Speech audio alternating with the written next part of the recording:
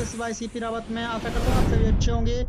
और हमने पहली वीडियो में मानव तंत्र के बारे में बात कर चुके हैं। मानव तंत्र में हमने पूरी तरीके से बताया था, उसे डायग्राम के जरिए किस प्रकार से किस किस में डिवाइड किया गया है। तो हम उनके पार्टों को अब एक एक से पढ़ रहे हैं।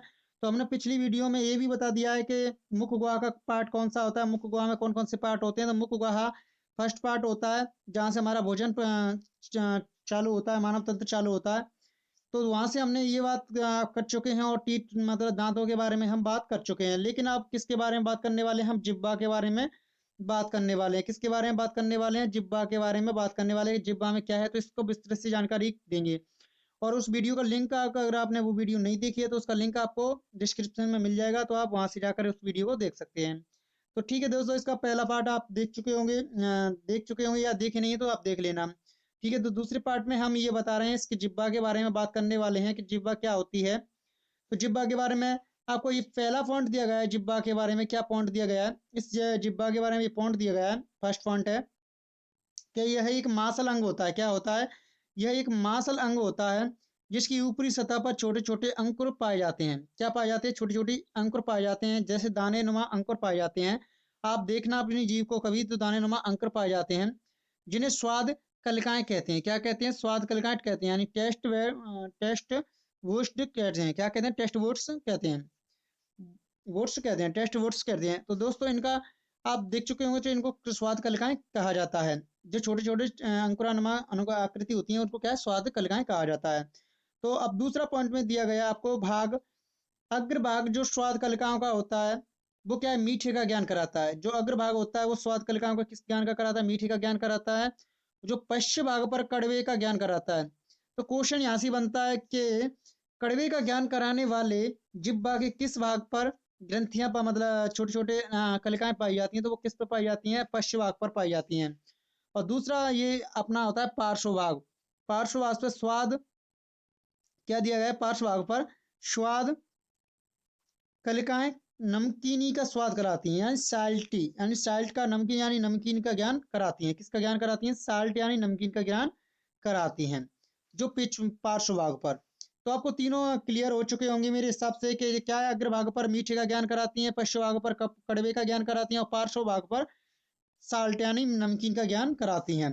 अब हम पढ़ेंगे मुख में भोजन का पाचन किस तरीके से होता है। तो मुख में से क्या है? भोजन का पाचन कहाँ से शुरू हो जाता है? मुख में से ही भोजन का पाचन शुरू हो जाता है। तो हम इसके बारे में आप बात करने वाले हैं कि मुख में किस प्रकार से हमारा भोजन पचित होता है। तो मुख के बारे में इसमें बात करने वाले हैं। तो मुख में कहाँ से पचित होता है, इसमें पॉइंट दिया गया है।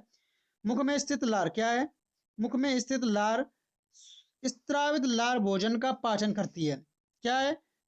इसमें जो लार होती है वो क्या है? पाचन वहां से शुरू हो जाता है। जब लार हमारे ग्रंथि से लार निकलती है तो वो क्या है? स्टार्च को शर्करा में बदलने का कार्य करने लगती है। अगर आप ज्यादा देर तक भोजन को चबाते हो तो दोस्तों क्या होता है? उससे भोजन आपका मीठा होने लगता है, यानी शर्करा में बदलने लगती है स्टार्च। लार में टाइलिन एंजाइम पाया जाता है। ये कई बार एग्जामों में पूछा जाने वाला क्वेश्चन है कि लार में कौन सा एंजाइम पाया जाता है। तो टाइलिन एंजाइम पाया जाता है, जो भोजन में उपस्थित स्टार्च को माल्टोज में बदल देता है। किसमें बदल देता है? माल्टोज शर्करा में बदल देता है। जो भोजन में स्टार्च शर्करा होती है, स्टार्च को माल्टोज शर्करा में बदल देता है। इसका कार्य क्या होता है? टाइलिन एंजाइम का जो उपस्थित स्टार्च शर्करा होती है उसे माल्टोज शर्करा में बदल देता है, जिससे भोजन चबाने पर मीठा लगने लगता है। जो हमने अभी जो बातें बताई थी वो इसमें दी गई हैं। ठीक है, आगे बढ़ते हैं। मुख गुहा का पिछला भाग क्या दिया गया है? तो अगले पॉइंट की बात करने वाले हैं। अगले पॉइंट में क्या दिया गया है? मुख गुहा का पिछला जो भाग होता है उसे ग्रेशनी या फेरिनेक्स कहलाती है, जो आहार नाल के अगले भाग ग्रास नाल नली में खुलता है। ये पॉइंट जो दिया गया है आपको कि जो पिछला भाग होता है उसे ग्रेशनी या फेरिनेक्स कहलाता है, जो आहार नाल के अगले भाग में खुलता है। तो अगला पॉइंट दिया गया है। अगला पॉइंट ये है कि भोजन के जो छोटे छोटे कण होते हैं वो सांस नली में जाने से एपिग्लोटस रोकता है। कौन रोकता है? एपिग्लोटस रोकता है। एपिग्लोटस का कार्य क्या होता है? जो छोटे छोटे टुकड़े होते हैं उसे श्वास नली में जाने से रोकता है। अगर ये छोटे छोटे टुकड़े इसके सही तरीके से काम ना करने के बाद कभी कभी ये क्या है दोस्तों, घूमने चला जाता है। तो घूमने के बाद में आगे क्या होता है? इसमें छोटे छोटे टुकड़े भी, अगर छोटे से बारीक सी भी टुकड़े हमारे श्वास नली में चले जाते हैं तो हमें हिचकियां आने लगती हैं। अब बात करने वाले हम ग्रास नली के बारे में बात करने वाले हैं। तो ग्रास नली क्या होती है, तो ग्रास नली के बारे में हम बात करने वाले हैं।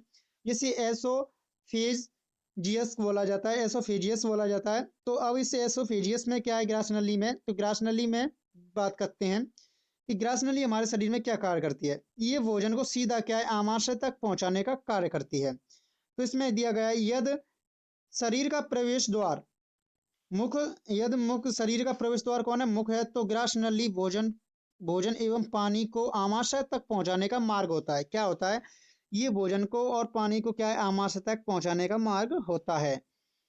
अब अगले पॉइंट में दिया गया है, अगले पॉइंट में क्या दिया है, इसकी दीवारों पे पाचन ग्रंथियां नहीं होती। क्या है, इसकी दीवारों पर पाचन ग्रंथियां नहीं होती, एकदम सपाट नीचे की नली की जैसी नुमा आकृति होती है जो ये, लेकिन श्लेषम ग्रंथियां होती हैं। क्या होती हैं, श्लेषम ग्रंथियां होती हैं, जो चिकनी ग्रंथियां होती हैं, जो सीधे भोजन को क्या है आमाशय में पहुंचाती है। इसके कारण नली में भोजन सुगमता से पीछे की आमाशय तक फिसल कर पहुंच जाता है, यानी नीचे तक आमाशय तक पहुंच जाता है। इस प्रकार की ये आकृति होती है, इस प्रकार की क्या ये आकृति होती है इस प्रकार की। तो ये सीधी क्या है एक एक लसका की तरह होती है, जिसमें चिकनाई की तरह भोजन नीचे के लिए श्लेषम होता है। तो जिसके लिए श्लेषम ग्रंथि होती है, इसके कारण क्या भोजन सुगमता से फिसलकर नीचे पहुंच जाता है। अब बात करते हैं कि भोजन हमारा कहाँ पहुंच चुका है, आमाशय में पहुंच चुका है, यानी स्टोमच में पहुंच चुका है, स्टोमक में पहुंच चुका है। तो हम स्टोमक के बारे में बात करने वाले हैं कि स्टोमक है होता क्या है। तो ये है उदर गुहा में बाई ओर स्थित होता है। उदर गुहा में कहाँ पे होता है, बाई ओर स्थित होता है, यानी जो छाती के नीचे वाला जो छोटा सा भाग होता है उसमें क्या है, जो हमारा पेट कहलाता है उसमें ये स्थित होता है। जो ये क्या है अपना उदर गुहा में बाईं ओर स्थित होता है, यानी लेफ्ट साइड स्थित होता है। इसके 3 भाग होते हैं। इसके कौन कौन से भाग होते हैं, 3 भाग होते हैं। तो कार्डियक और फंडिक और पाइलोरिक होता है। इसका कौन सा भाग होता है, कार्डियक। इसका पहला भाग होता है कार्डियक। क्या होता है, कार्डियक। दूसरा होता है फंडिक। तीसरा होता है पाइलोरिक। क्या होता है, पाइलोरिक होता है। ये 3 भाग होते हैं इसमें। और आमाशय की भीतरी सतह पर आपको ये पॉइंट दिखाई दे रहा होगा अगला वाला, कि आमाशय की भीतरी सतह पर, आमाशय की भीतरी सतह पर स्तंभाकार एपिथेलियम ऊतक पाया जाता है। कौन सा पाया जाता है, एपिथेलियम ऊतक पाया जाता है, जो आमाशय में जठर ग्रंथि जठर रस का निर्माण करती है। जो आमाशय में जठर ग्रंथि होती है वो जठर रस का निर्माण करती है। एपिथेलियम जो ऊतक होता है वो क्या है, आमाशय में जठर ग्रंथि यानी जठर ग्रंथि का निर्माण करती है, जो जठर रस को निर्माण करती है। अब आगे बढ़ते हैं। जठर रस में हाइड्रोक्लोरिक अम्ल होता है। ये बहुत ही महत्वपूर्ण अम्ल होता है जो भोजन का पाचन करने में। तो हाइड्रोक्लोरिक अम्ल जठर रस में होता है। इसमें इस्लेमा और वह निष्क्रिय पेप्सिनोजन पाया जाता है। इसमें कई प्रकार के अम्ल पाए जाते हैं, जैसे इस्लेमा और निष्क्रिय पेप्सिनोजन है। इसमें जो हाइड्रोक्लोरिक अम्ल है, इस्लेमा है, निष्क्रिय पेप्सिनोजन पाया जाता है। ठीक है। अब अम्ल जन कोशिकाओं में, किसमें, जन कोशिकाओं के द्वारा HCl अम्ल का स्त्रावण किया जाता है। जठर रस का पीएच मान जो होता है वो 1.8 होता है। कितना होता है, 1.8 होता है। कितना होता है, 1.8 होता है। ये 1.8 इतना अम्लीय होता है, बहुत ही ज्यादा, क्योंकि जितना नीचे गिरेगा वो अम्लीय होगा। 7 से नीचे जितना होता है अम्लीय होता है। अब इसमें अगले पॉइंट में क्या दिया गया है, आमाशय। आमाशय में भोजन का पाचन, आमाशय में भोजन के पाचन का माध्यम अम्लीय होता है। कैसा होता है, अम्लीय होता है। तो ये कई बार क्वेश्चन बन चुका भी है और शायद आगे भी बन सकता है, तो इसको हम इंटीग्रेट कर लेते हैं। क्या है, आमाशय में भोजन का माध्यम कैसा होता है, अम्लीय होता है। HCl अम्ल के कारण पेप्सिनोजन सक्रिय, जो HCl अम्ल होता है उसके कारण पेप्सिनोजन जो हार्मोन होता है पेप्सिन में बदल जाता है। किसमें बदल जाता है, पेप्सिन में बदल जाता है। पेप्सिन प्रोटीन का पाचन करने लगता है। तो आपने देखा होगा कि जो पेप्सिन हार्मोन होता है वो क्या है, दूध का पाचन जो करता है, तो वो इसमें प्रोटीन होती है। क्या होती है, प्रोटीन होती है, इसलिए दूध का पाचन कर पाता है। प्रोटीन होती है दूध में, तो प्रोटीन को पचाने का कार्य यही करता है। कौन सा, पेप्सिन हार्मोन, जो पेप्सिन में HCl अम्ल के कारण बदल जाता है। ठीक है। जो निष्क्रिय होता था वो सक्रिय होने लगा।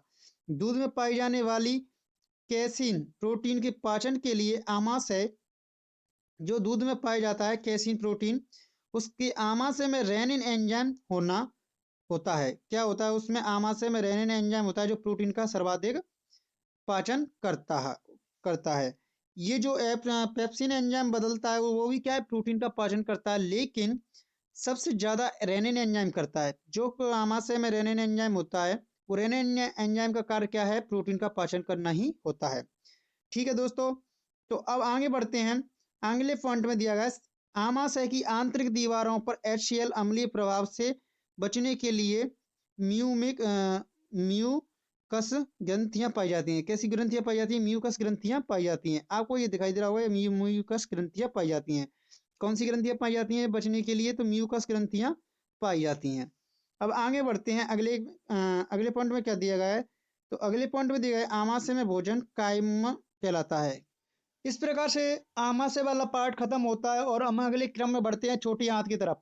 छोटी आंत को स्मॉल इंटेस्टाइन भी बोला जाता है, स्मॉल इंटेस्टाइन भी कहा जाता है।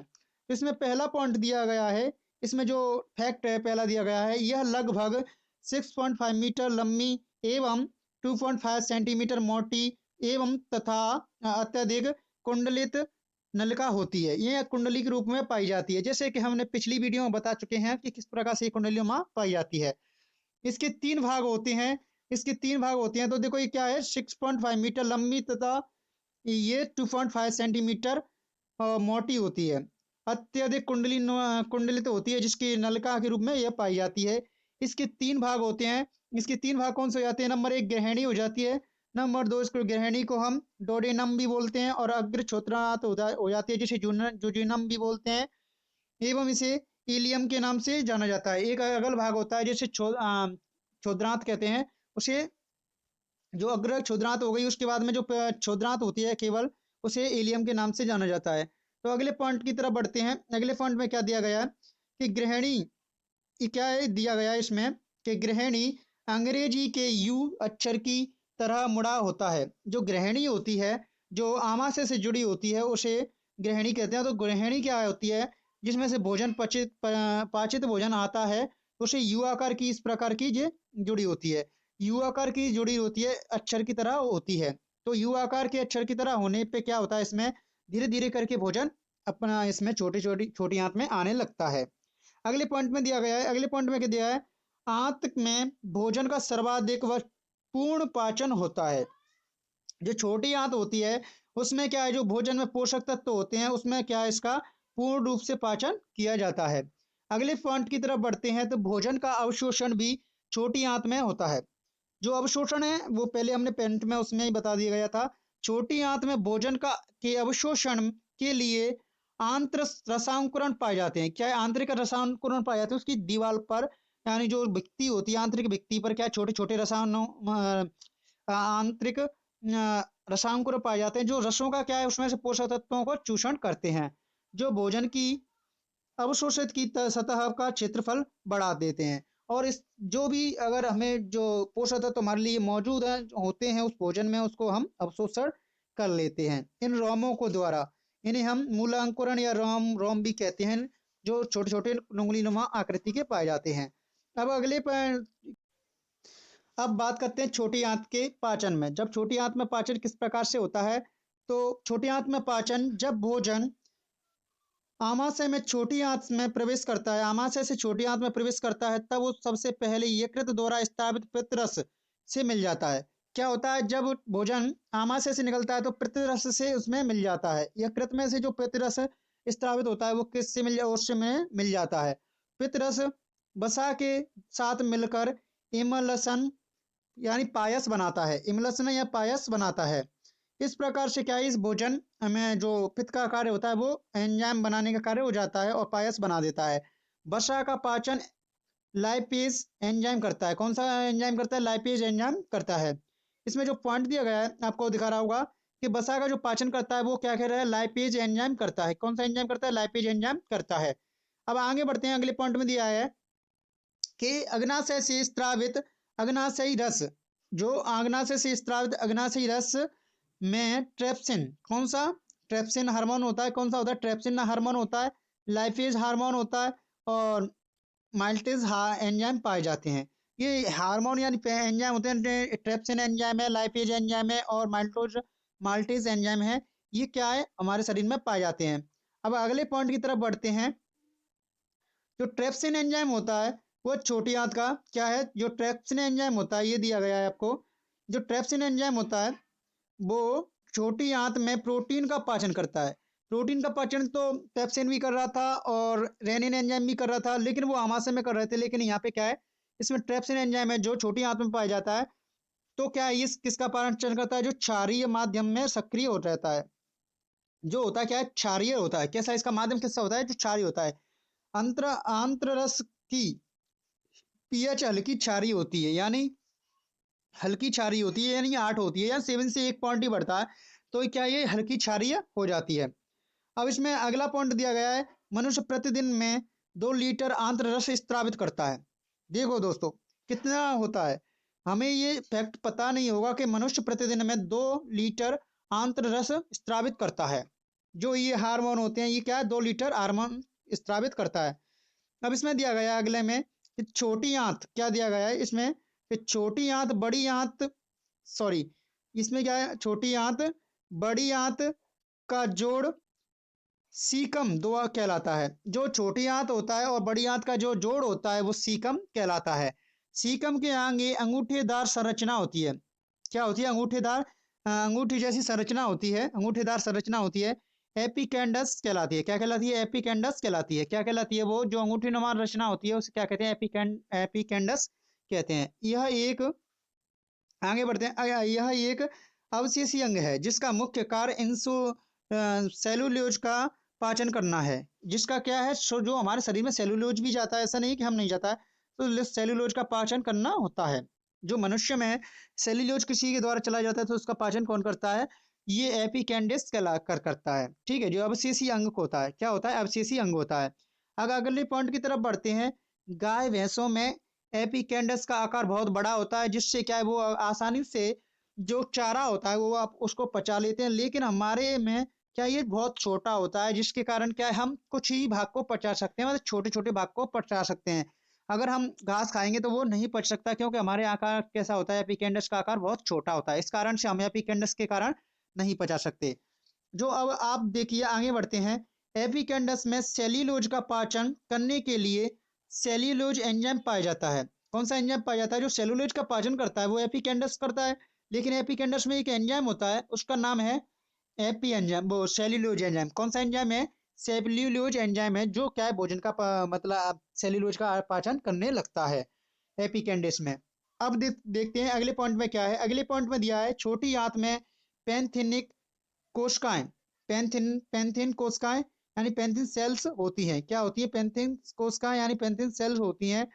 कलश कोशिकाएं और ब्रूनर ग्रंथि होती है। क्या होती है, ब्रूनर ग्रंथि होती है, यानी ब्रूनर ग्लैंड्स होती है जो पाई जाती है इसमें छोटी आंत में। ये तीनों प्रकार की होती हैं। अब अगले पॉइंट की तरफ बढ़ते हैं। अगले पॉइंट में दिया गया है, कलश कोशिकाएं ब्रूनर ग्रंथि इसलिए इसलिए इसलिए माँ का स्त्रावण करती हैं। किसका निर्माण करती है, स्लेमा का स्त्रावण करती हैं। इसलिए स्लेमा का स्त्रावण कौन करती हैं, तो ब्रूनर ग्रंथि और कलश ग्रंथि क्या है, स्लेमा का स्त्रावण करती हैं।